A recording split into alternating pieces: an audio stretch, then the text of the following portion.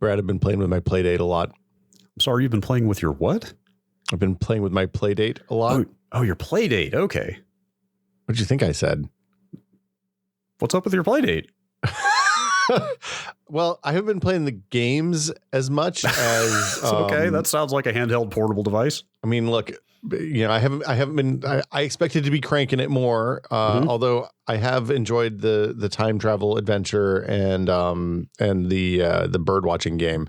I'm only on week 3 so far, so I don't have that many games. Which is there's a lovely feeling on like Sunday night, Monday morning when I come out and I see the Playdate there and the little purple lights flashing. It's like, yo, you got new games. That purple LED is, first of all, I think that's the first time I've ever seen an LED that particular shade of purple. It's something, there's something so pleasant about it. It looks like candy. Yeah, it's like all of the brightness of a blue LED without any of my eyes wanting to bleed. It's like a lavender, I guess I would say. It's like comforting in a weird way. Yeah. So yeah, you're having the experience I did not, which is the actual like week by week rollout of games. I just got the whole dump.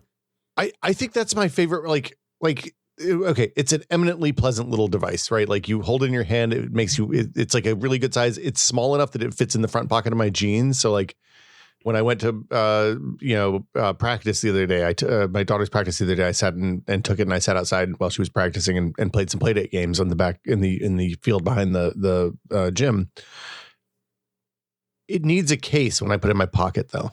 I could see that. Yeah. Like it's fairly durable, but sure. I don't want to scratch up the screen. Mm-hmm. Yeah. So I fired up the laser cutter and I scanned it and I made a little, and I looked at the corners. I was like, oh, these 4 corners are probably ferrous. And I put a magnet up to them and the little nuts on the corners, they're they're iron based. So they magnet. Mm-hmm. So I made a little case that has 3 magnets on the corners and cutouts for the buttons and the D-pad and the screen. And it just kind of snaps on with magnets and holds in my pocket and makes me real happy. Yeah. So you sent me a video of this on Discord before. I think you also posted it to Twitter eventually, right? People can see this on your Twitter feed. Yeah. I've done like 4 or 5 versions now. I'm getting close to a point where I like it. I'm still having a little bit of trouble. I'll talk about it in a minute. Yeah. People can go check it out on your Twitter feed. I'm sure everybody's like, well, it sucks that you slapped Chris Rock, but you also made a cool Playdate case. So, wow.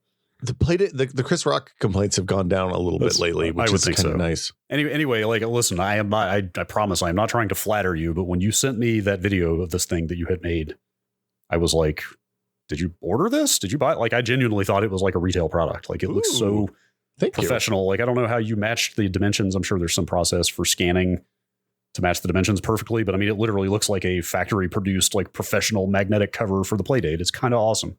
Well, so yeah, I scanned it. The hard part was matching the curves, but because I tried to do it with the photo first, and the camera lens kind of warps things a little bit. So if you don't correct for that, then it's never going to quite line up right. But when I put it on the flatbed, I got a real clean, relatively flat size of it, which I was then able to place the buttons and stuff on. And like the tolerances on the buttons are such that it doesn't really wiggle. Like you put it down. I had to open up one of them because if you press the kind of top right button for too long, it'll eventually crash.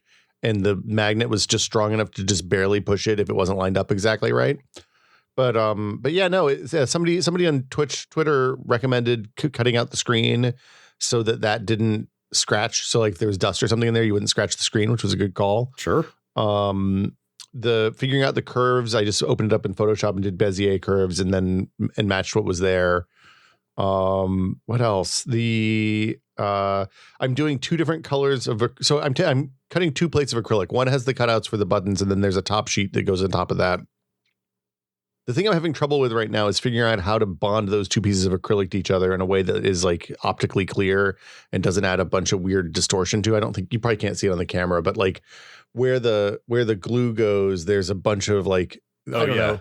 It's just weird. It looks like oil and water combining kind of in a way that a little gross. It's not entirely unpleasant, but it's not uniform enough to look intentional. Yeah. So if anybody has advice on that, I've been using like I tried cyanoacrylate or crazy glue. I tried the thick acrylic cement stuff that kind of the gel stuff. I just got some of the really liquidy acrylic cement yesterday, and I tried that, but it's having the exact same problem. So I'm open to suggestions, I guess is what I'm saying. So if anybody has ideas, holler. because I would love to know. But I'm pretty stoked with how this go. And if people like them, I'll check them on Etsy or post the files on itch.io or something. And you know, we can get some acrylic. I want to do a wood one next. Oh, wow. Yeah, because I can do like a wood top on an acrylic base, and I think that would look pretty cool too. Yeah, the wood grain against that yellow, that orangish yellow, I think would be a nice contrast. Where'd you get the perfect little round magnets? You can buy magnets from Amazon.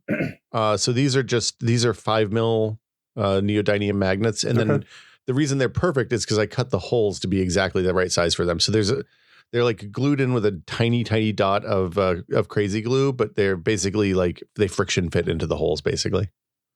Are you excited for your forthcoming career change into manufacturing? No, I do not want to work in manufacturing at all, but I will happily manufacture some nonsense for myself when it's easy and I can do it in Photoshop.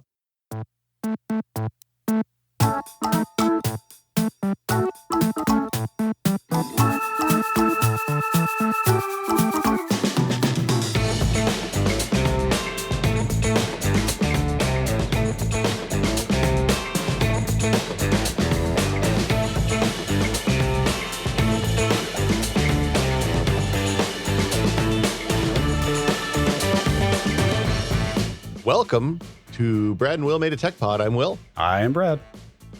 But I really like how the games roll out. I know some people are like, give me all the games right now, which I get. But like for me, it's nice to just sit down and have a week to spend with these 2 new games before I decide whether I'm going to like try something new or move on to the next one. Yeah, I've seen it both ways. You seem to really like this slow rollout, the drip feed. I've seen some other people that are very frustrated that they don't have more to play. There's so much stuff on itch though, man. Like there's so much stuff on itch. Is there more stuff out there? Because people are releasing stuff every day. It's crazy.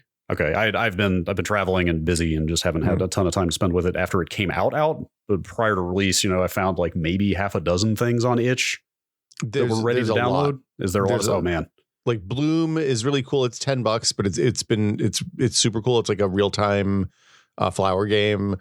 There's a bunch of small, like there's a Tetris clone. What's the other stuff I've been playing that came from itch? There's a Space Invaders clone that's pretty good.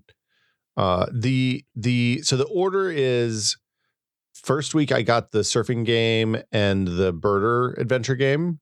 Yes, those are the 2 I had when I unboxed it, and then I wrote them an email and said, "Hey, give me everything else." So the next one is the audio like the loop thing. Oh, I wanted to say Fruity Loops, but it's not that. It's something loops. Yeah, right? And the music sequencer. And Cranklin's Time Travel Adventure. Oh, the robot. The robot game. Yeah. Yes, I think I did. I wasn't aware of this. Apparently, that was like the thing they used to demo this thing way back when, early on. That's the kind of Takahashi game, I think, isn't it? Maybe. I don't know. I'm not sure who made that one. That one's anyway. That's a good crank use for sure. Yeah. It's very clever and really satisfying and surprisingly like for something that is essentially a one-axis video game. Like it's surprisingly the puzzles are good. Yeah. My one other Playdate anecdote before we get on to this episode. I was actually reading about Gopher last night, as one does. Oh yeah. Because there's a new Gopher client out that was getting some attention called Gophy. Also, actually, boy, this could go in multiple directions now. Like, okay, number one, I found out that there is more than one co-founder of Panic, even though Cable Sasser is the one that kind of is in the public all the time. Yeah. But I don't know how many there are total, but there's another guy named Steve something who apparently exclusively posts his blog through Gopher. Like that, he wrote like a big celebratory post the day the Playdate shipped or the day it came out, but only posted it on his blog. He's the number one Gopher blog exclusively via Gopher. So there are multiple ways you can find his Twitter. I forget what it is right now, but like A, Gopher, B, if you want to go read this blog post, like you'll get, a lot of, we talked about this before, the people who looked at this thing like, oh, the thing will never take on the Switch or like whatever. It's like, no, they're not trying to, this is not a competitive video game console, but like he gets into it in that blog post very clearly why they made this thing. And like, it was very much like, hey, we started this company hoping that one day we would get to the point where we could just make cool stuff that we think would be neat to make and not worry about whether it's going to make a ton of money or not. I mean, look, they're making them they're selling them as fast as they can make them a year in advance now. So I feel like they're probably okay. The other thing, maybe we should revisit this later. I was introduced to a couple of terms in the course of looking at the Gopher stuff. The dork web. Okay. And the small web, like the SMOL web. Apparently it's like, okay, like the kind of web rings. Yes, basically like the kind of retro, like stripped down rudimentary internet communication community. The people who are, to put it in context of last week's episode, the people who are nostalgic for the time before the eternal September. I'm kind of into like there's an argument that like if you want to break out on the web someplace, it's probably much easier to break out onto Gopher at this point, right? In the community of folks who still use Gopher, than it is to like make a Substack that's going to land for millions of people, right? Right. You can probably get like 70-80% of the Gopher users on the internet pretty easily. Right. There is a growing community of like makers and nerds of various flavors who are just very disillusioned with the state of the modern web and long for the time when you just communicated with people and there weren't corporations getting in the way and dictating what could be done and trying to sell you stuff constantly. You know what I mean?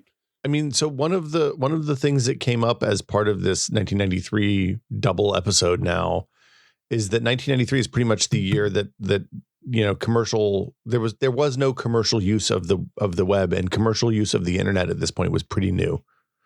Right. So I mean, there's something to be like, we have a friend who was fairly instrumental in launching advertising on the internet. I at one point asked him, do you ever feel like giving people the right to execute arbitrary code on random people, the right to execute arbitrary code on every computer that connects to the internet in exchange for hot takes was maybe a mistake? And he's like, I mean, look, would I change the way some of that stuff worked? Probably. I mean, if you look at like programmatic targeted advertising as a positive or a negative, it's undoubtedly a negative. Mm-hmm. Like the advertisers don't like it, users don't like it. The only people who like it are the corporations that sell it. So, I don't know. It's a weird. Maybe run an ad blocker. That's the TLDR. Yeah. If corporations are the only entities that like something, there's a good chance that maybe that something is not. Dude, it's not even all saving. Corporations. It's just a subset of corporations. Yeah. Anyway. So before we get started, I need to apologize to Europe. Yeah. Okay. So yes, just in case people are coming to this fresh and don't know what we did last week. If you missed last week's episode, we were doing another year in review, which was 1993, but we got through like not nearly all of our material in that one episode. Turns out it was a big year. Yes. We are back with the sequel, 1993 part 2. Part 2. This feels like cheating. we did all this research for last week and we got this giant show notes doc, and this week we just got to roll in here and record it because we already did all the research. This genuinely feels like cheating. This is awesome. So apologies to Europe. Your history is complicated and frightening to me, and I'm not going to try to rectify my error. Many and varied errors. With actual corrections. I'm just going to say I'm sorry. Okay. And maybe Cliff's Notes.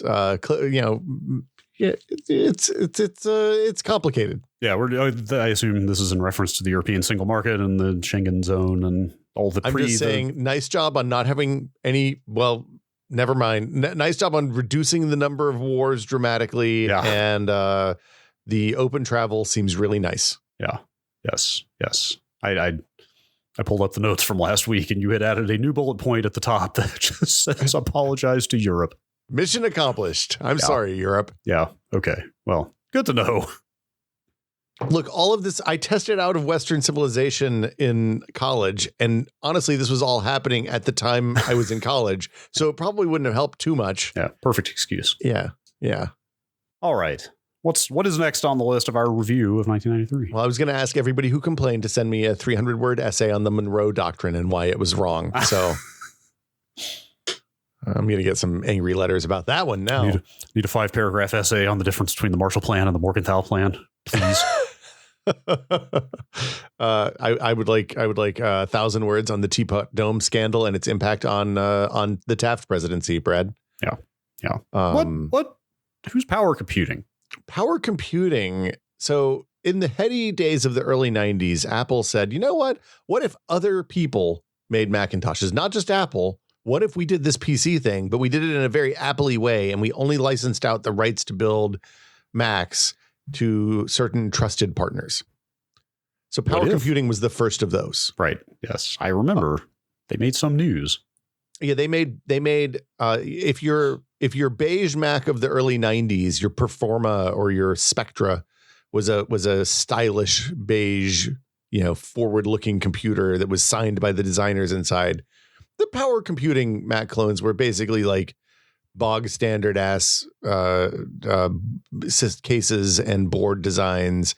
So they used normal PC parts. They used normal PC specs for Mac boards and PCI slots and stuff like that. So you actually PCI, probably not PCI slots at this point, but basically you could get like a normal Mac board that went into a Apple built Macintosh wouldn't fit in a PC case. Power computing built Macs that fit in PC cases. So you're saying like a Macintosh board that was like ATX, micro ATX or whatever. Yeah. ATX specific or whatever. Yeah. And the upshot is they were a lot cheaper than an Apple Mac. Interesting. Like, so they really were just like the very consistent with the beige box PCs of the era. Like, and when I think back, I don't remember what they look like. I could Google one right now. Like in my memory, the power stuff still like kind of looked like it was trying to have the same design language as the Mac stuff, but maybe not. But it was mostly just the plastic on front of the case that snapped onto the front of the case. Okay. Yeah. So the interesting thing about them is they lasted a long time. Eventually, Apple shut down the licensing program, and I assume as part of the deal agreed to buy them. Because without the Mac license, they had basically no business, and they spent $100 million buying them back. Oh, I'm looking at some pictures now, and yeah, these things are barely more stylish than the PCs of the time. Also, I think shutting down the licensing program was part of Jobs coming back, right? It was one of his return things. Yeah, that's literally like new presidential administration coming in, issuing executive order day of the inauguration. Like one stroke of the pen, Steve Jobs killed the Mac clone market. I mean, the people who made the power computing people, I'm sure, were disappointed. But also they made a buttload of money because I think that it was started with like a $3 or $4 million seed investment from Sequoia. So like the people there got paid. Oh, so these things actually sold. Yeah, they sold. So power computing, I don't know if this is true. This is what was on Wikipedia, and there seemed to be citations.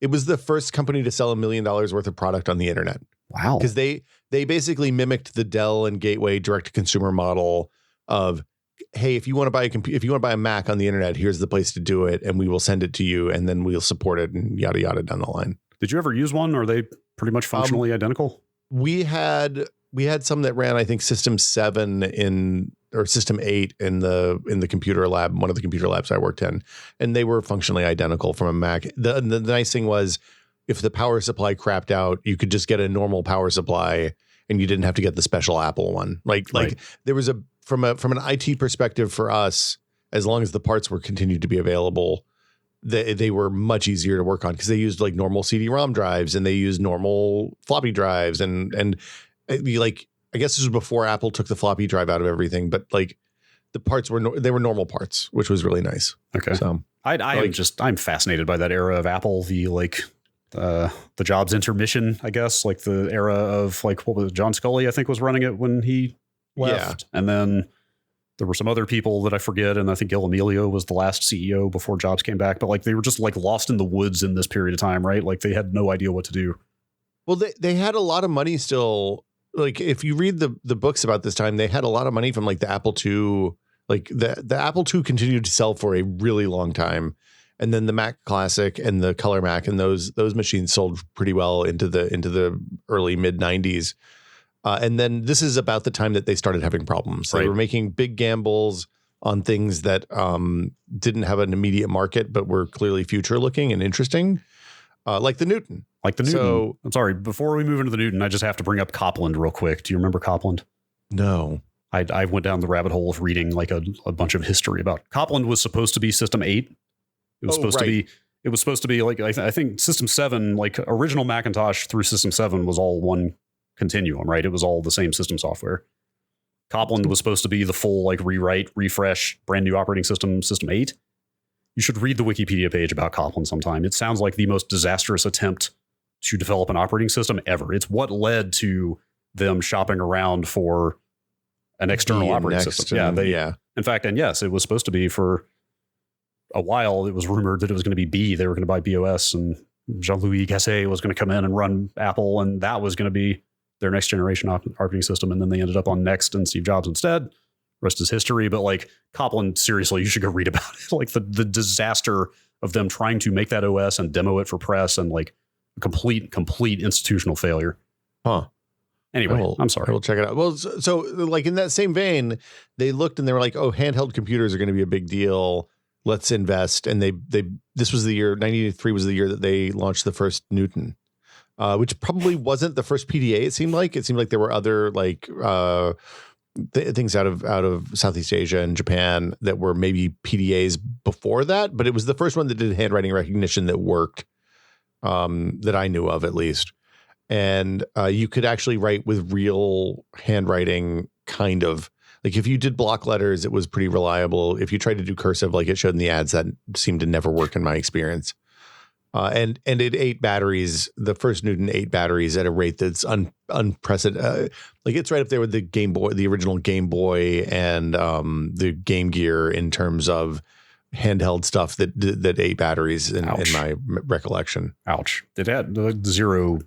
I started to say zero wireless connectivity of any kind, right? But I'm trying to think, was there even a wireless standard it could have used at the time? No, there was no wireless network at that point. Eventually you could get, I want to say eventually they had expansion cards. You could get cell modems for them. But I think by the time Wi-Fi rolled around, the Newton was essentially a moribund. Sure. It was killed by Apple, and nobody was building stuff for it anymore. Yeah. God, imagine an iPhone that you have to put an expansion card into. Well, I mean, that would sometimes would be nice. Sure. B, it would use styluses for this. It was all resistive touchscreens, and it was a single color display. It was a weird, like PDAs at that time were weird. I never had a Newton, but I bought a bunch of Palms later on, and the Palm, like I had at one of my first jobs, I had like a ticket system that was built into Lotus Notes. And you updated the tickets that you had by sitting down at your desk and plugging in dropping the thing on the cradle and hitting the button. Huh. Right. Because there was no wireless. That's so like neat. I would go out on a job, I'd fill in the ticket, I'd put it back on my thing, hit the button, and I'd get the next ticket when I picked up the device again. That's neat. It was a weird time. Yeah. Definitely a weird time. A lot of people trying a lot of stuff. A lot of technology not quite ready yet.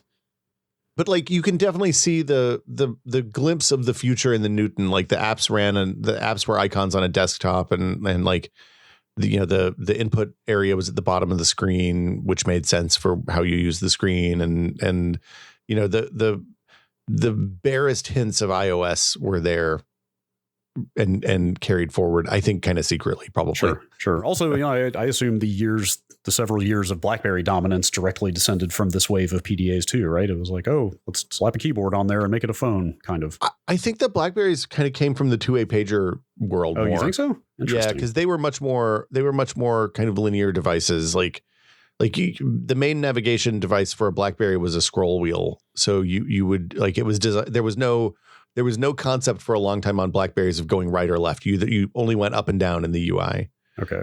Which is very much a pagery thing for me. Huh. Interesting. Yeah. Okay. But it was like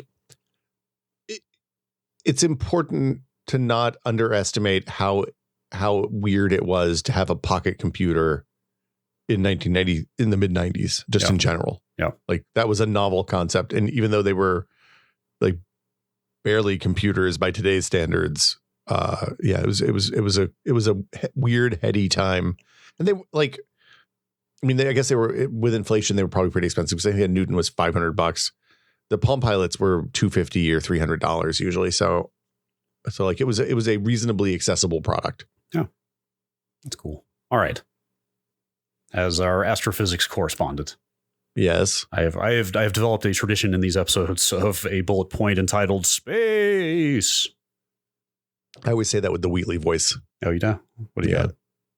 No, it's in my head. I'm not going to try. Oh, you're not going to. I can't. No, I'm no. No, thank you, sir. Come on.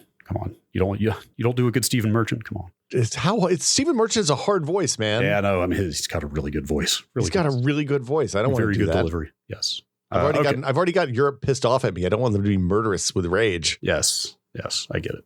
Okay. Here are some of the headlines from space stuff in 1993. The Mars Observer was lost. Oh, which one is that? Is that the one with the little robot? No. So that was an orbital probe. It was actually, I didn't write it down here, but I read it. It was adapted from a terrestrial satellite, or like a communications satellite. Yeah, a communication satellite that was in use around Earth at the time. The Mars Observer was adapted from that. It was going to assume orbit around Mars in order to study the geology, geophysics, and climate of the planet. But they lost it en route. Like how far? Like right after is it left Earth, or 3 days before it was to assume orbit around Mars? They lost communications. Actually, so they don't actually know what happened to it. They don't know if. In fact, I quoted this here. It is unknown whether the spacecraft was able to follow its automatic programming and go into Mars orbit, or if it flew by Mars and is now in a heliocentric orbit. So but there's something so like lonely and chilling to me about thinking about objects that are in some unknown orbit, like rogue planets that have escaped their solar systems, or this satellite that never made it and may just be out there. You know what I mean? They just keep going forever. Yeah. Well, in this case, they assume that it went into orbit around the sun if it didn't make it to Mars properly. But what they think happened after a review, can you imagine? I mean, the lead time on a project like this, like devoting years of your life to something like this and having it just like go completely AWOL and at the like right before the finish line. I mean, yeah, that would be heartbreaking. It's tough. What they think happened after a review is that there was a fuel leak, and that the little bit of thrust coming out of this fuel leak put the craft into a spin, and that it detected the spin and went into like a sort of contingency, like fallback mode, sort of disaster mode, which disabled the transmitter. So that would do it. Poor Mars Observer. I know. The interesting thing, this was part of in the 90s, they spent the idea was, hey, we're going to do a lot of Mars shots, because like the Viking missions were billions of dollars. Like they used leftover Saturn V's. They cost a ton of money in the 70s. The whole point of going back to Mars was, though, that they wanted to make a bunch of cheaper, take advantage of the orbit synchronization, where you can do the cheap 18-month trip to Mars, and like take a bunch of inexpensive shots. And this was I think the first of them. Okay. Because the next one was like Mars Global Surveyor, which was later on, and then like the probes, like the Perseverance and the Curiosity descended directly from the Odyssey and the what's the other one? Oh God, the two solar powered ones. The rovers on the planet. Yeah. Is Opportunity one of them? Yeah, Opportunity and Spirit. Listen while we try in vain to remember the name of various Mars rovers. This is what happens when I record too early in the morning too. My apologies. Time zones. No, it's okay. Yeah, time zones. I remember when this happened. Like Mars ate a lot of probes for a while. Like interesting. The ESA lost Beagle. Like it was a place into which we threw spaceships. A lot of space junk. I knew the Soviets had lost some attempts as well, but I didn't realize that we had. So I was waiting to ask you if this made a lot of news, because I mean you're a little bit older than me. You would remember better. I have some memory of this time. This was a talking point. So every time we lost a Mars probe or any kind of probe, before it did any science, it resulted in a lot of Republicans or fiscal conservatives talking about pissing away space station money. Okay, that's exactly space money. Well, that's exactly what I was waiting to ask you about, but we need to get through our next one first, which is that this is the year they fixed the Hubble defective mirror problem. Yeah, that was a big deal. I do remember that making news. I don't remember exactly what the tenor of the discussion was, but I have to assume there was quite a bit of the damn eggheads can't even make a mirror right. They're just wasting my tax dollars. I mean, there was a lot, at least in Northeast Tennessee where I was at the time, there was a lot of what are they wasting our tax dollars on this for when we have 2 wars to prosecute or whatever nonsense they were coming up with at the time. Yes. Yeah. So Hubble, I think Hubble was launched in 1990, if I'm not mistaken. Yes. So yes, even I remember, I was pretty young, but even I remember that the fact that, okay, so here's what happened. Space telescopes have gigantic mirrors in them. It's like an 8-foot mirror or something? I'm not sure how, I don't have the size of the mirror in front of me here, but the mirror has got to be ground to what's the term? Like a focal length, or I'm not sure exactly what the optical term is. Basically they want incredibly for this kind of a space telescope, you want incredibly precise focusing on the element, the thing that sits in front that reflects the light back. Right. So they have to be grounded to an incredibly specific 7 foot 10-inch mirror. Okay. Yes. So essentially, I can read from the NASA information about what happened here. The outer perimeter of this mirror was too flat by about 2,200 nanometers. Which is God. How did they make that big a mistake? Jesus. That is about 1/450th of a millimeter, or 1/11,000th of an inch. But it resulted in all of the photos coming back from the Hubble being incredibly blurry. Yeah. And they say after a review that the reason that error happened was that one of the lenses in one of the pieces of calibration equipment they used to grind the mirror was out of position by 1.3 millimeters. Good God, man. Yeah. So the part I probably knew this at some point, and it certainly makes sense when you think about it. But the part I hadn't thought about is they didn't just fly a new mirror up there. Like that was not exactly practical. Well, I mean, they'd have to disassemble the entire telescope. Right. Because it's not like, that's not like that. It's not like they're equipped to take it apart in space and put it back together. Where is the Hubble? I assume, is it one of the Lagrange points? No, it's low Earth. Oh, is it? Well, it's high low Earth, but it's low Earth. Okay. Yeah. Because the shuttle can't go further than low Earth. So okay. They launched it out of the space shuttle, and it had a little bit of a booster to jet it up above space shuttle height when they launched it, as I recall. I see. Where's James Webb? Is it? It's at a Lagrange trailing Earth, I think. Okay, it is. That's what I thought. Okay. Yeah. So Lagrange points, if you don't know, are like they're the places where multiple gravity wells intersect with each other, and they cause kind of eddies. I think is it any two-body system, I think you only need two, can have them between three-body systems, but they're complicated then. Right. So I think the ones we're talking about are between the Earth and the Sun, right? There, at least in that case, there are 5 of them. They're just points of gravitational equilibrium between multiple bodies. Yes. So the meaningful ones, there's ones trailing Earth, leading Earth, between Earth and the Sun on a radius from the Sun to the Earth. There's also really useful ones between the Moon and the Earth. Right. That are potentially interesting for a multitude of reasons. Yeah. I may be incorrect about the Earth Sun stuff. I'm not sure exactly which points we're talking about, but the ones in question, I think they're generally denoted by like L1 through L5 and that kind of thing. Yeah. The JWST is at Earth Sun Lagrange points. Okay. So yeah, what they did instead of, they couldn't replace the mirror, I'll quote from the NASA page on this thing. Replacing the mirror was not practical, so the best solution was to build replacement instruments that fixed the flaw much the same way a pair of glasses correct the vision of a nearsighted person. They put glasses on the Hubble. Yeah. The spacewalk that did this, the history of this is fascinating. It was at the time one of the most mechanically intense operations that was done, because I don't believe that any of this was designed to be serviced in orbit. Like they never intended to open this up and fix stuff in it. A daring mission.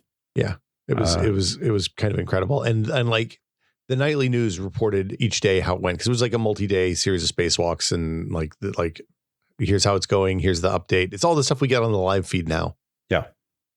I'm sad that I missed the Hubble-ub around, I caught some, the Hubble-ub. No, the Hubble-ub is the right word. The Hubble-bub. It's too early for that kind. Nope. Hubble bubble is a different thing. Okay. The COSTAR instrument, the Corrective Optics Space Telescope Axial Replacement Instrument. Do you think there was somebody whose whole job was to take the words and make an acronym out of them? I hope so. COSTAR is a pretty good name. That's a pretty good one, yeah. Apparently, it was about the size of a telephone booth, according to NASA. Wow. Yeah, that's wild. Lastly, you think they put it in the end, like the business end? I don't know. Telephone booth's pretty big. That's true. It says it placed 5 pairs of corrective mirrors in that countered the effects of the fall. There you go. All right. Lastly, in space news, Comet Shoemaker-Levy 9 was discovered. Are we only talking about this because it's your name, Brad? You brought this up beforehand and said I had to take this, and implied that there was like something comical or I don't know. Comical. God We're losing hemorrhaging listeners now. This is cool because it's the first time we saw something smash into another planet, right? Yeah. Yes, I guess, or anything. According to the Wikipedia summary, said it was the first time they observed any two objects in the solar system directly. As they collided, not just a planet. Sure that somebody had seen a meteorite hit the Earth before, but probably didn't live to report it. Right, or like at least in modern astronomy with modern instruments and stuff like that. This was cool. The you got to see the 6 fragments hit Jupiter, each with like more energy than the entire world's nuclear arsenal. Yes, like by a lot. I was, man, you took my. Oh, sorry. That was my hero stat. Oh, how many times, Brad? A lot. Hang on, we'll get there. Okay. Let's see. It was also the first comet they found orbiting Jupiter. I think they thought that it was a capture. That makes sense. Originally orbited the sun like every other comet, and then Jupiter captured it. But the tidal forces of being in orbit around Jupiter are supposedly what broke it up. And then, yes, these different fragments collided over a series of days, I believe, in 1994. With Jupiter. It seemed fast, as I recall, but yeah. So, yes, the largest fragment of the comet when it impacted Jupiter released 600 times more energy than the entirety of the world's nuclear arsenal. Oh, we're really missing out. We should have some comets. Boy. Get rid of those nukes. Yeah. Hey, man, it's just if that had hit us, just massive velocity. We'd be done, right? That's the idea. Oh, yeah. I certainly would. I forget how big that thing was, or I didn't see how fast it was going. I mean, I'm assuming, but yes, that certainly sounds like an Earth scale planet killer to me. Yeah. I found a visualization, like a pretty nice CG simulation of what would happen if Ceres impacted the Earth at high velocity. Ceres, the large asteroid? Yes, the spherical asteroid. Or I guess it might be a planetoid, actually. It may be considered. It's a dwarf planet, I think. Or maybe even a dwarf planet, yeah. It was chilling to watch. It was chilling. The good news is that's not going to happen. No, that's not going to happen. But like just the idea of it, like the amount of energy that was deposited. I mean, it essentially turned the entire surface of the planet molten over the course of a few hours. Wow. Scoured everything from the surface. Let's move on. Yeah. It's grim. 1993 was the year that SGI launched the Onyx, which was a big giant, one of the early 3D workstations. They came in both rack mounts and like a desktop cube that was about the size of a small refrigerator. It was huge. And of note, this was the dev kit that Nintendo used for early N64 games. Interesting. Oh, excuse me. I think you mean Ultra 64. Sorry, Ultra 64. Project Reality. Yes. But I mean, it's like, how do you make 3D games when there's no 3D hardware? Right. That's a good question. Yeah. Well, it turns out you buy a $250,000 workstation for dev kits, and then only probably one person in the studio or two people in the studio have access to machines that can show you what the game is going to look like on hardware that won't exist for another year to 2 years, probably. It's kept in a climate controlled room. 2 keys have to be turned simultaneously to open the vault. I assume that at that point, like extrapolating out what I know about PC game dev at that time, the teams were still pretty small. Like we're talking 20 to 40 people on a big game. Oh yeah. And the dev cycles were like 18 months at the outside. So right. I mean, to put it in context, I mean, this, obviously this was the direct successor to the Super Nintendo. Yeah. Even some of the biggest Super Nintendo games like Final Fantasy VI, like one, in my mind, an enormous game. Yes. In my mind, one of the more sprawling games on that system, I think had like 6 developers, maybe 7. Yeah. It was a tiny team. Like the development teams were still pretty scrappy. So the launch versions of these used MIPS processors, but they had Reality Engine 2 graphics pipelines. And then eventually you could buy it in either MIPS or I think DEC Alpha configurations, depending on what kind of processor architecture you wanted. Yeah. But like the panel, the input panel on the back of this thing, especially the workstation ones, is the best because it's got like 55 different weird analog DBS plugs, like all VGA and serial and the screwy things that we'd never seen before. So sure. Also, this is one of the cool ones. If you Google the SGI Onyx, this is up there with cool SGI case designs. Yeah, I think I like the late 90s, like the tower when they got more reasonably sized, when the 3D accelerators got more accessible. Yeah, that's fair. They got a little too curvy for my taste later on, though. I like this. The Onyx is true to its name. The Onyx is just this like big black cube. It's just an obelisk. Those curved ones look like a spaceship from Babylon 5 or something. Yes, cool. There is a distinct late 90s sci-fi cheese to those cases for sure. Look, there was taking a normal ass PC case and then putting a bunch of injection molded plastic stuff clipped onto the outside was a very popular thing for a while in the late 90s or early 2000s. It sure was. All right. Speaking of video game related stuff, I guess, I mean, this has much broader applications, but Lua was created in 1993. The scripting language? Yes, the programming language, you might say. Sorry. I didn't realize it was that old. Yeah, a lot of this stuff is like Python also is very old. Like a lot of the languages that are still in use are from this era, like early 90s. Like there's a lot of the frameworks that were built for them came later. That makes sense. Initial releases of a lot of the current, like the garbage collected languages that are like, I think programming languages just take a very long time to architect and design and implement and then start catching on. Like even Rust is, I think, 10 to 15 years old from its genesis at this point or something. Yeah. Like everything's been around for a while before you've heard of it, unless you're like a bleeding edge software developer. If you think about it, when I took CS 100 in college, like it was I think they'd been teaching C in that class for like 2 years at that point. And before that, it was Fortran probably. Yeah, it's like all Fortran and COBOL. And like ancient stuff at that point. Right. So yeah, Lua's notable for being all over the place in video games, right? Like Roblox uses it for scripting. Unreal uses it for scripting stuff. Yeah. World of Warcraft uses it for UI mods. It's funny. That was the first place I was exposed to it, I think, was probably in WoW UI mods. Absolutely. 20 years ago. Yes, for sure.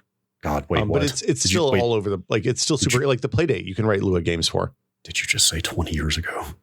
WoW came out 18 years ago, Brad. Yeah, I know. I just, I'm not quite ready to hear the World of Warcraft is basically 20 years old. Have you looked at WoW in recent history? Dude, I don't get into my weird perversions.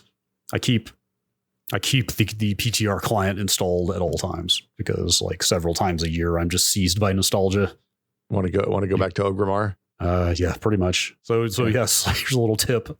I might have gotten this from the Discord. You can play the PTR for free. Nobody is on it. And I mean, nobody. Like usually when I get in there, I'll do a /who to see if anybody else is online. And there might be one other person in a given zone. Maybe. We should be the PTR's only raid. Did they give you free gear on the PTR still? We're going to be the top guild on the PTR. No. The top raid guild on the PTR. No, you still have to play it as normal. But you can import all your old characters if you have any old characters from back in the day. Oh, you can bring them right into that server, and like all the level balancing that they did where everything is like level 30 now, you can basically just most zones except the current content, you can just run in there and kill everything in one hit. So like I also stopped playing before flying mounts really became a thing, especially in the old game. So it's kind of fun to fly around all those old zones you played way back when and check stuff out that way. And like I've run through a bunch of old raids like Skullomance that I only heard about back in the day because I wasn't high level enough to check them out. And it's just like, I want to see what Skullomance was like, and I just run in there and kill everything, and it's fun. That sounds fun. It's a neat little trip down memory lane. Anyway, Lua, still in use. Yeah, like you said, Lua is one of the two. I think C is the other one. You can write games for the Playdate in Lua or C. I mean, you can do it. It pops up all over the place. That's the weird thing. Should we talk about math? Sure. Not my favorite or best subject, but sure. I'm going to mispronounce his name because I realized as I was getting ready to talk about this, I've never actually heard his name pronounced. And I think he's French. So Fermat's last theorem. Yeah, that's the maybe phonetic way to say it. Yeah, I apologize again. I think that this is math's greatest troll. Okay. So he wrote in the margins of another manuscript this thing right near the end of his life. And he said it's impossible to separate. So it's impossible to separate a cube into two cubes or a fourth power into two fourth powers, or in general, any power higher than the second into two like powers for any number greater than 1 or 2 is the implication here. I've discovered a truly marvelous proof of this, which this margin is too narrow to contain. It's a definite troll. So basically it's the idea is, you know how a squared plus b squared is equal to c squared when you're talking about a right triangle, the Pythagorean theorem? Yes. He's saying that you can't do that for other constructs. It only applies to like right triangles, basically. And this guy named Andrew Wiles, a mathematician, figured out a proof. I think when did Fermat die? It was a long time. It was in 1600s. So oh wow, okay. It was a 400-year-old conjecture at this point. And yeah, and it was a conversation that like it opened up a lot of math, basically. Obviously most high level math stuff has to do with cryptography, but it also changed a bunch of like it was a foundational piece of math that was developed. And Andrew Wiles' initial proof ended up having some errors that they were able to patch later on. So, okay. Is it really a troll if you actually have the goods? So the analysis of the solution that Andrew Wiles came up with, and it's possible there's still another proof out there that's simpler, but the analysis was that the math foundation that was required to generate Andrew Wiles's proof did not exist in the 1600s when Fermat wrote this in the thing. Like, so either he came up with a different proof that was simpler, which is possible, but unlikely, or he was just trolling people. The world will never know. The world will. I mean, this is what we need time machines for, Brad. Yeah. Okay. This next one, you explicitly told me to read nothing about this topic before we came in here. Okay. So I've avoided looking at your bullet points. What do you got? Biosphere 2 was a scientific endeavor. Oh, it's the one with Pauly Shore, right? No, that's a movie. That movie's. Look, he tweeted 2 days ago. What? That Biosphere 2, the movie, is in the works. What? Because of continued audience interest. It's a fan favorite, cult classic. Have you ever seen it? I've never actually seen it. I have not. Okay. Was the movie just called Biosphere? It was called Biosphere. Okay. So this is the pop culture implementation of the Biosphere project. But the Biosphere project was an actual real thing where they had a 2-year mission into a sealed environment in the desert in Arizona. It had 7 biomes that were with 3.14 total acres inside. There were 8 people that lived inside, and they wanted to do it as a test to see like what they would learn, trying to maintain a sealed environment in case we wanted to build like, you know, habitats in space that were sealed in a similar way. The environments were rainforest. There was an ocean with a reef. There was a mangrove wetland. There was a savanna. There was a fog desert, an agricultural area, and then just the human, like the living quarters for the humans. Sure. And power came from a natural gas plant that was outside the dome, I believe. Do we know, can we assume that the 8 people they chose were competent, probably experts in their field and not just like people off the street? Oh no. Yeah, they did not get Pauly Shores in to run this thing. They had people who were specialists in various things. Right. And it sounded awful. Okay. Like it really went to shit fast. Mm-hmm. But like that's why I wanted to establish that these were like kind of the best suited people to carry this out. And even then, there was a public perception at the time that the whole thing was a boondoggle and was a stunt.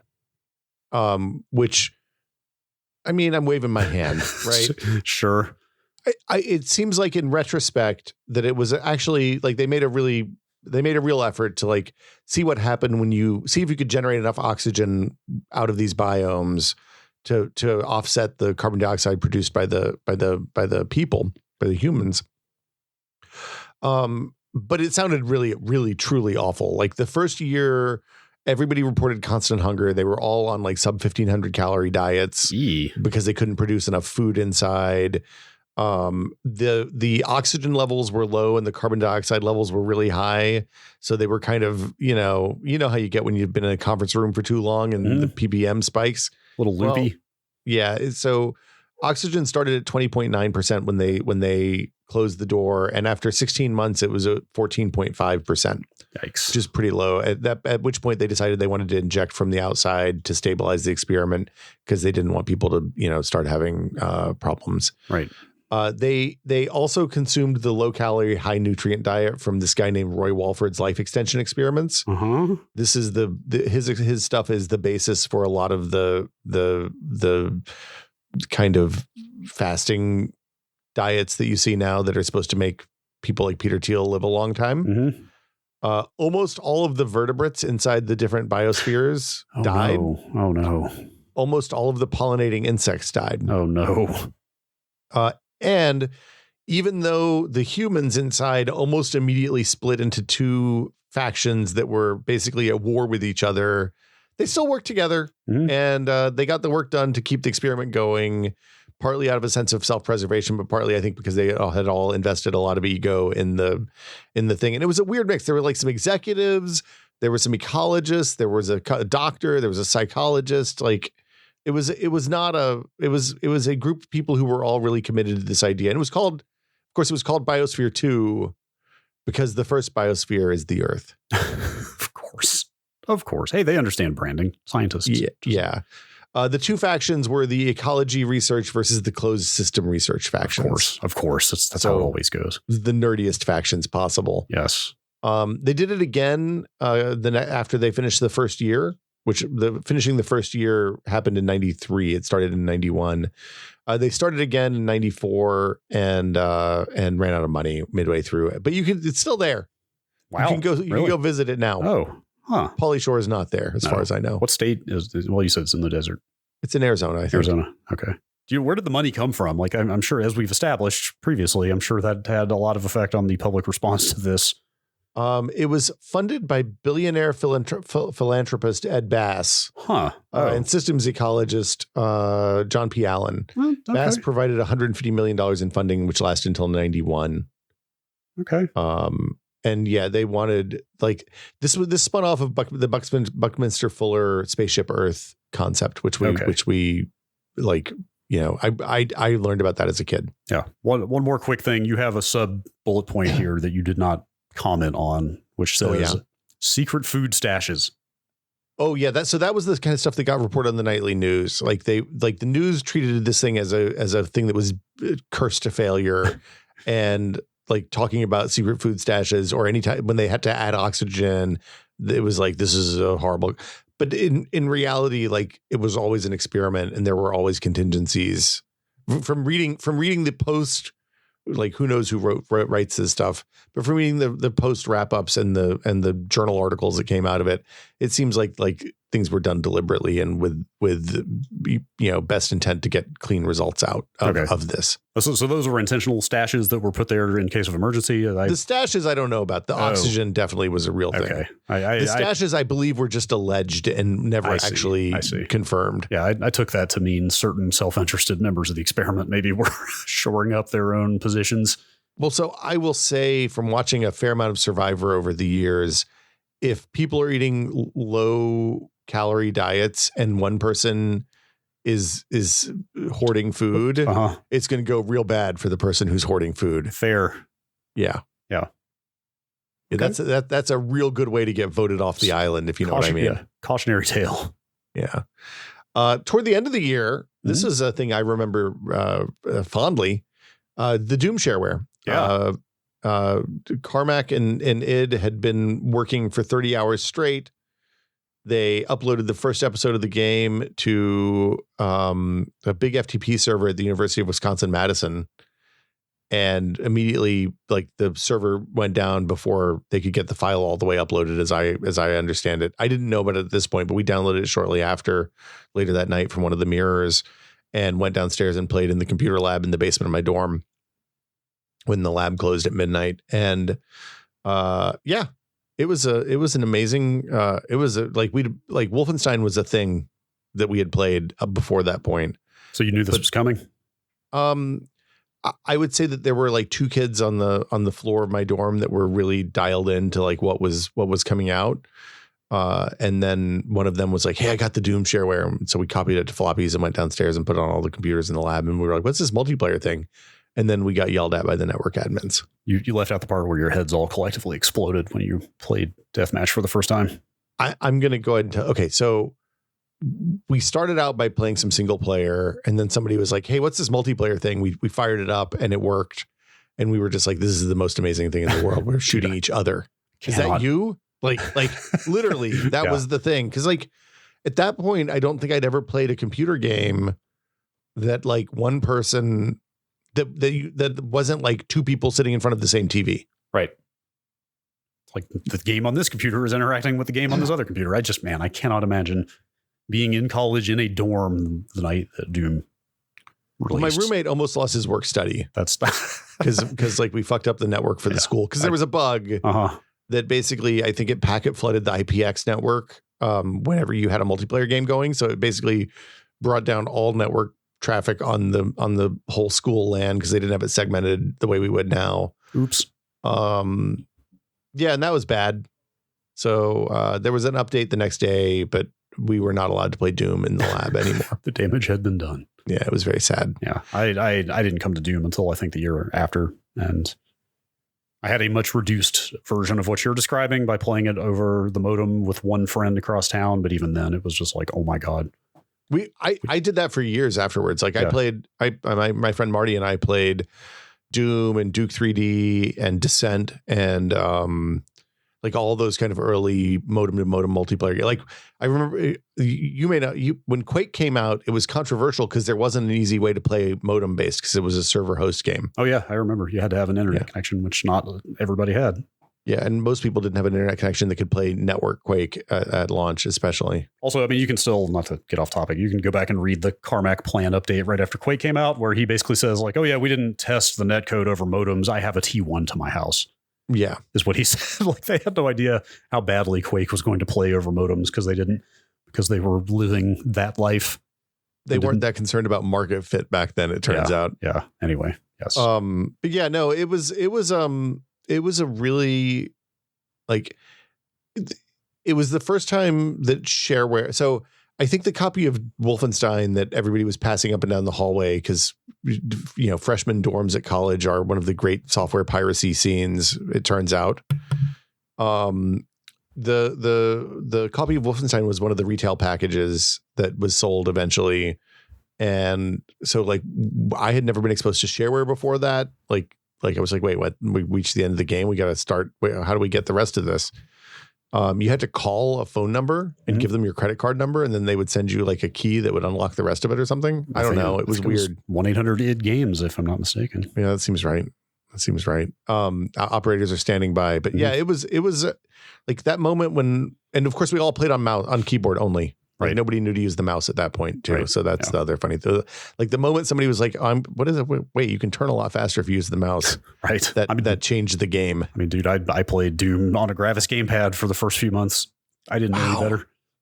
I mean, look, Gina played on a 32, the only version of Doom she ever played was the 32X version. Oh no. Well, that's not a terrible version. It's playable. It's fine. And it didn't make her motion sick. Yeah. So yeah. First and last first person shooter. Anyway, Doom. All right. We maybe could have put a little more thought into the flow of this episode. We're on our last topic. It's a real banger. It's text encoding and file formats. Look, man, if you want to show me a more interesting topic than text encoding and file formats, I'll scroll back up to the space section and be waiting for you. Okay, fine. All right. Let's just do this here. UTF-8, Unicode in general. Is this the 8th version of the Unicode text format? No, this is an 8-bit implementation of the Unicode spec. Oh. That's what the different UTFs are. UTF-8, UTF-16, UTF-32, so those are 16 and 32-bit. It essentially is how many bytes per character they use to encode them, and it determines how many characters in the spec, how many different characters they can represent. I don't know I tried to do a little more research on what UTF-16 and 32 are used for. Couldn't come up with a ton because UTF-8 apparently covers basically every writing system on Earth. So emoji, right?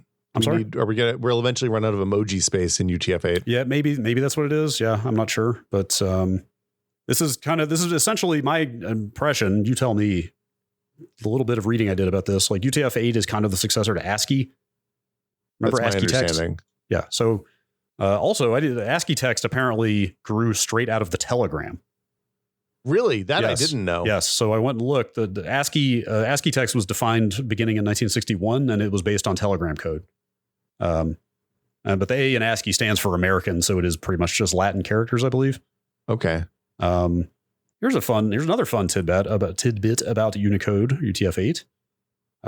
It is backwards compatible with ASCII. the first 128 characters of UTF-8 are the same as the first 128 characters of ASCII. Oh, that makes sense. So ASCII becomes valid UTF-8 encoded text as well. Oh, that's wow, that's really clever. So then it just works. Yeah. But yes, gosh, I had it in front of me and I may have lost it. The number of characters that can be represented in UTF-8 is quite a few. Once you get up into 16, here it is. Yeah, it's well over 1 million. It's basically over 1.1 million characters can be represented in the 8-bit UTF. So you're saying we have room for more emoji? Probably. Okay, thank goodness. Yes. I guess it's UTF-8 is like all over the place in all the Unix likes these days. It is the current stats I could find are that 98% of web pages and up to 100% in some languages are encoded in UTF-8. Well, yeah, it's a weird thing because it's one of those things that like you kind of probably didn't have to know anything about, and then all of a sudden it was everywhere. Yeah, I mean, 20 years later, but still. Yeah. Also, if you ever work with like text parsing and stuff like that in a Unix like or whatever, like sometimes you do have to care about how the text is actually encoded, even though you can't see it. It just looks like text, but it does matter. It's important for smart quotes. That's all I know. Mm-hmm. The last thing I wrote here, which is kind of tangential, it still really weirds me out to see emojis in a terminal program. The thing I didn't realize is that a lot of the emojis are copyrighted. Oh, I didn't know that. So yeah, that's why everybody has different ones. So there's no standard drawings. It's just like the emoji spec includes the description of the drawing, but not the actual drawing. Yeah, I have seen out there comparisons of like, here is the Apple version of this and the Google version and the Windows version. Like Apple's gun is a squirt gun and Android's gun is I think it's a squirt gun now, but for a long time it was a regular gun. Huh. The interesting thing is I think Twitter released their emoji spec as it's open source. So you can actually just like, if you want to implement a emoji font in your application, you just grab their glyphs and you're good to go. That's probably smart branding. I mean, it makes a lot of sense. Yeah. And they also do a really nice job because they have full color and outline only ones, which is important. Yeah. The outline only ones, it turns out, are really good for stuff like terminals and things like that. Right. It's just weird to me because I understand how like a terminal is drawing text to a screen in graphics mode and everything. But to me, terminals are still a descendant of that era when you had nothing but text mode. It shouldn't be able to display graphics in a fixed width terminal output. But should we do an emoji episode? Maybe. I like, that's such a, like, I remember when phones were new, you had to download a special app to get access to them. And then all of a sudden they were built into the phones. And then the next thing you knew, your parents were using them. So what happened to the humble emoticon, Brad? They are ubiquitous. You might be shocked to find I'm a stubborn emoticon holdout. Me too. I think this is a generational definer, probably. It absolutely is. I turned off all the text to emoji translation on Discord. Wow. Stubbornly, I am a colon close parenthesis type of person. Okay. I always like equal sign close parenthesis. I thought that was, or even equal sign like close bracket. I thought those are fun smileys. Oh, I did. I was a colon O and then a parentheses because I like it. I like my smiley faces to have noses. Mm-hmm. Sure.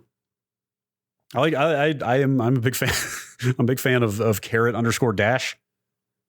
Oh yeah, caret underscore dash is pretty good. It's kind of also capital O underscore little o is a good one of a kind of, that is a confused. Is that like the cockeyed discombobulated? You're kind of squinting with one eye. Yeah, because I always interpreted that one as stink eye. Look, for a long time, I'm not going to lie, I was afraid of emoji because I was afraid I would like that people use them for different things than they were like obvious for. I think that's a valid concern. Yeah, I didn't want to accidentally proposition someone or something. Right. Yes. You never know. Never use the eggplant, Brad. And trees mean weed. Mm-hmm. Who knew? Yep. Who knew? A couple more file formats here real quick. The RAR format. Oh, only the hottest stuff. Debuted in 1993. Is really this new? I guess so. Wow. So RAR, it was and is proprietary to this day. It's still controlled by, I guess now the brother of the programmer who conceived it.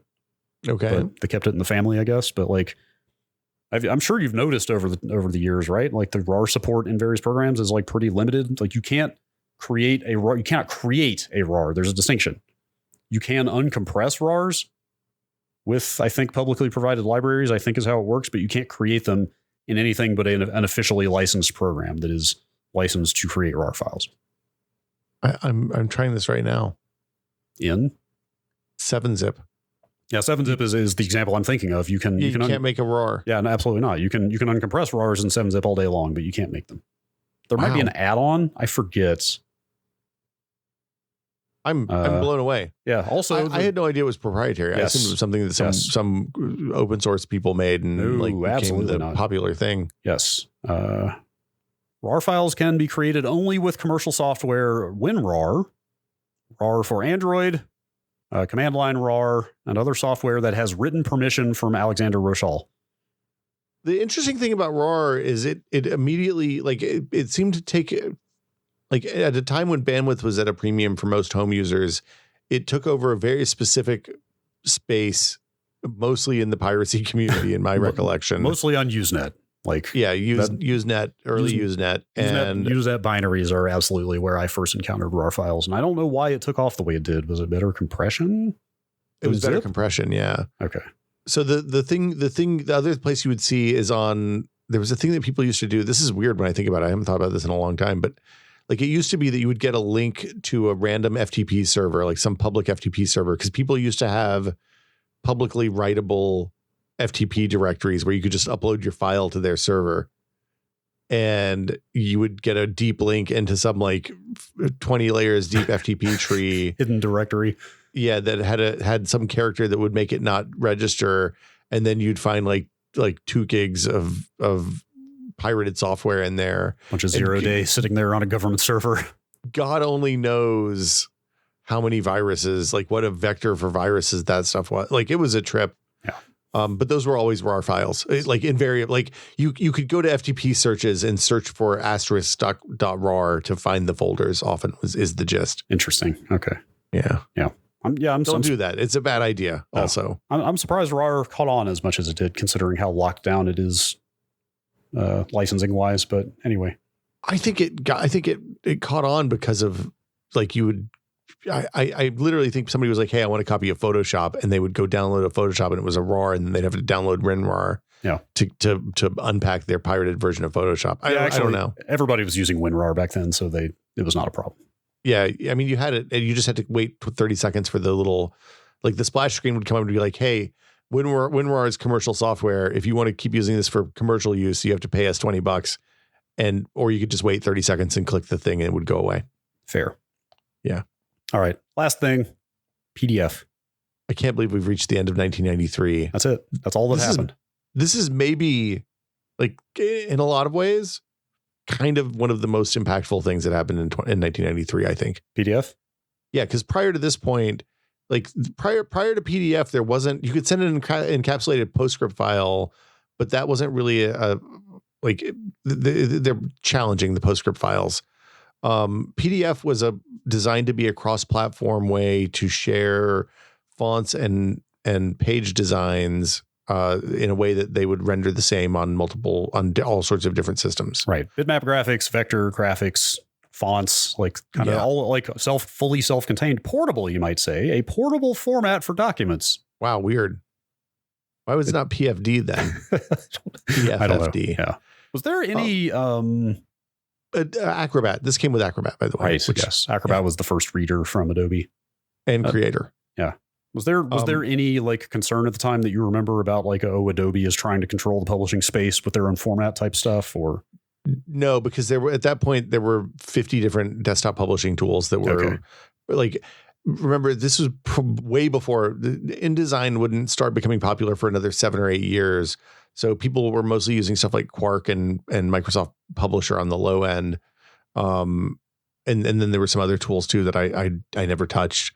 But Adobe, at that point, Adobe was the Photoshop and Illustrator company, but CorelDRAW was the good one, probably still at that point. Interesting. In terms of vector graphics. Okay. And then there's one distinction here I was hoping you could help demystify. So the spec was free at launch, but PDF did not become an open ISO spec until 2008.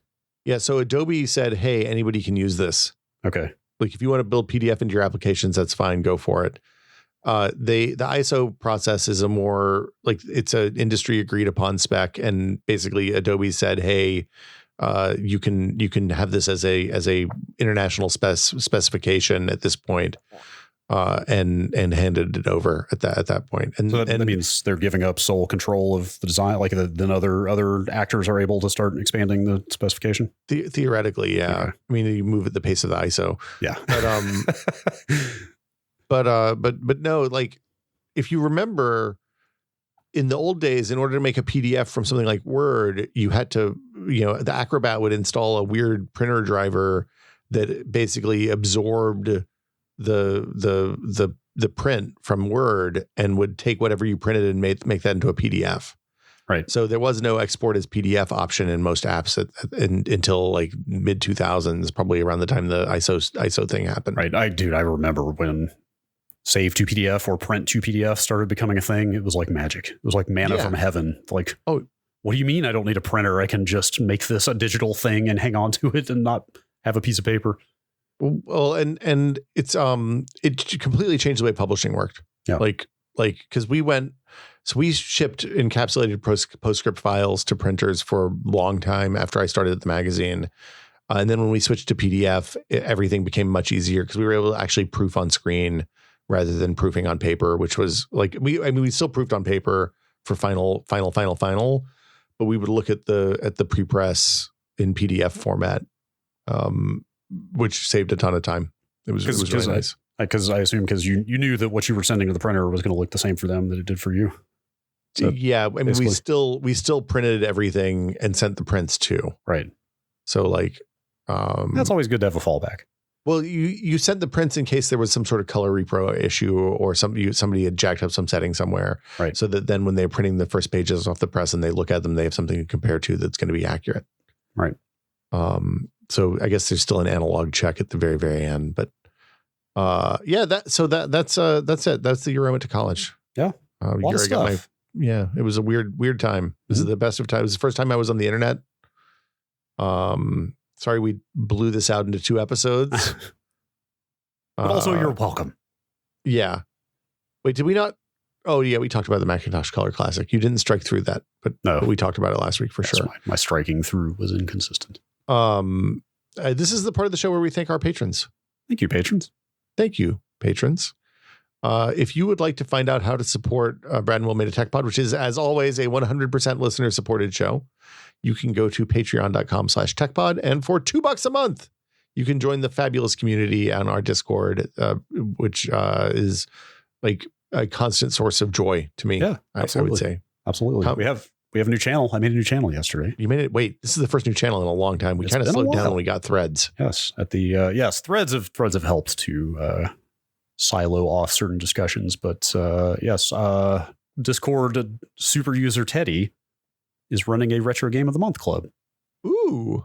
Which is he built a whole web tool and everything for people to vote on a big Mr. community, big emulation community on the server, and so they are going to focus down on some specific classic retro games and play them and talk about them. Oh man, that's really cool. Yeah, it's a neat idea. He put some work into it. It's cool. I like that a lot. I spent a lot of time in there talking in the video games channel, talking about the Playdate case, or I guess in general, actually, because it seemed like or the Maker channel is where I put it. And people had really good ideas for helping me figure out how to do everything except for the gluing the 2 flat sheets of acrylic to each other. That's the thing I need the next wave of help with, I guess. Yes. Yeah. There are some very experienced makers on that server. Ed, my hard drive, my rattling hard drives and the NAS problem. Ed suggested getting some neoprene, some very thin neoprene. That is a much better solution than the felt. Yes. Yeah. Much better. He said maybe don't put something in there that could degenerate into kind of particulates. Yeah. Yeah. So good call. So anyway, it's patreon.com/techpod. You can join the group of supporters, including our executive producer tier patrons. The name thing is getting good now. Including our executive tier patrons, who we like to thank every week, including Paddle Creek Games, makers of Fractured Veil, Andrew Slosky, Bunny Thorpe, modem noises, crimes. Do I have to make them? Is it like Bunny Thorpe? I'll take it. Just Wedge, Jacob Chappell, Joel Krauska, The Sound of Twinkies, David Allen, and James Kamek. Thank you all so much. We really appreciate you. We do. And we appreciate everybody who supports the show. We will be back next week with another edition of the Tech Pod. Hey, probably listen to the Foss Pod when it lands this week. Yeah. Because it's going to be a banger. Yeah, it's a good one. Yeah. That's all I'll say. It will be of interest. Yeah. You'll like it. Yes. I promise. Sure. Yes. Have a good week, everybody. We'll see you next time on the Tech Pod.